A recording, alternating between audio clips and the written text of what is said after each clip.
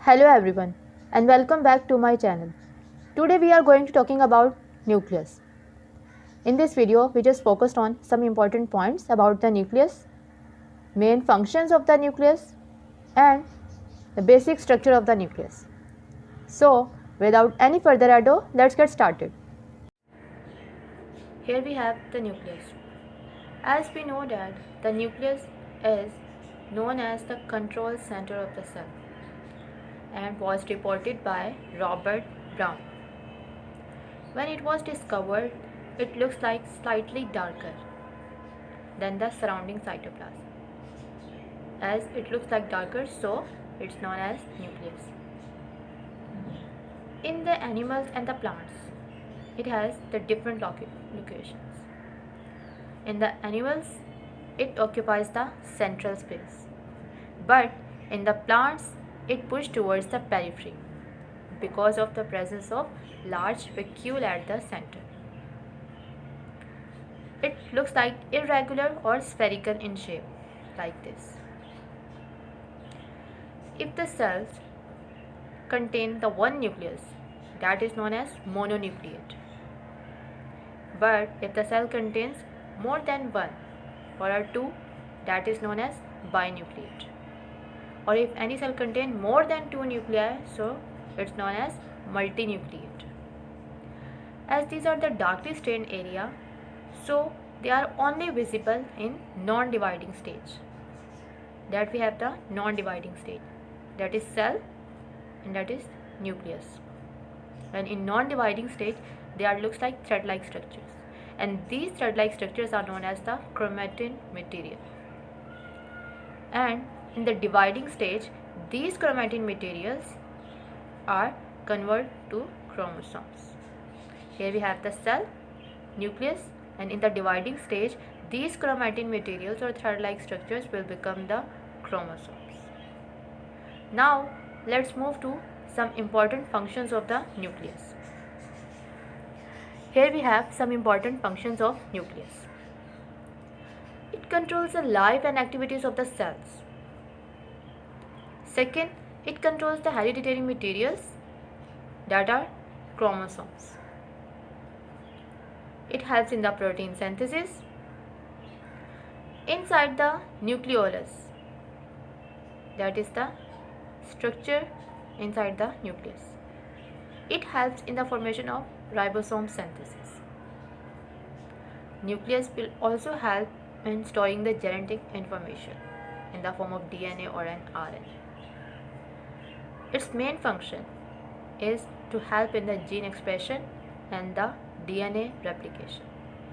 So here we have some important points and some important functions of the nucleus. Now let's move to the basic structure of the nucleus. So here we have the basic structure of the nucleus, that is the nucleus. First we have the nuclear membrane, that is nuclear membrane. This nuclear membrane will also form the nuclear envelope. That may be the outer nuclear envelope or the inner nuclear envelope. That is the outer nuclear envelope and that is the inner nuclear envelope. Inside the nuclear envelope, we have also some pores, and these pores are known as nuclear pores. With these nuclear pores, we have also some small structures that are known as ribosomes. And inside the nucleus, we have also a basic structure of the nucleus that is known as the nucleolus. And inside the nucleus, we have also nucleoplasm. So now we will focus on each one and look at this in a bit more detail. So first we have the nuclear membrane. What is the function of the nuclear membrane? It separates the nuclear material from the cytoplasm. With the nuclear membrane, we have also nuclear envelope, that may be outer or inner. Outer nuclear envelope, that is continuous with the endoplasmic reticulum, and the inner membrane or the inner nuclear envelope encloses the nuclear content. All the nuclear content are inside the nuclear envelope. and these nuclei envelop outer or the inner.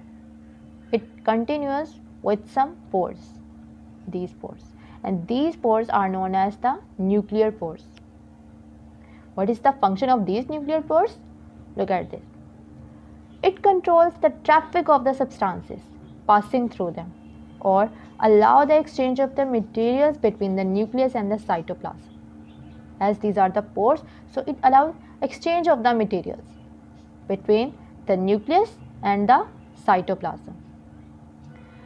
We have also discussed with these nuclear pores, we have also some another structures that are known as ribosomes. These small structures are known as ribosomes, and these help in the protein synthesis. We have also discussed, we have also some another part that is known as nucleoplasm. What is the function of nucleoplasm? It contains the chromatin materials, these chromatin materials. And we have also discussed these chromatin material are thread-like in non-dividing stage. When the cell divides, these thread-like structures will form the chromosomes. In the last, we have also some another basic structure inside the nucleus that is known as nucleolus. That is the main part of the nucleus. And it looks like darkly stained body within the nucleus.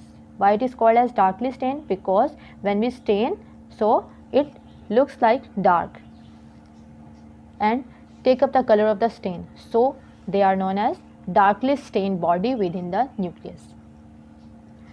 And the cells contains one or more nucleoli. Different cells contains one or more nucleoli. Next we have it without any membrane. It does not contain any membrane. It without any membranous structure. It helps in the formation of the ribosomes, or the ribosomal RNA is synthesized and also stored here. Then after it carries the information and transfer to the cytoplasm or the transfer RNA. These nucleolus have two main regions. The inner region is, or the central fibril region contains the DNA and the RNA that are basically stores and transfer the genetic information from one generation to the next generation. And then next we have the peripheral region, that is basically the granular region.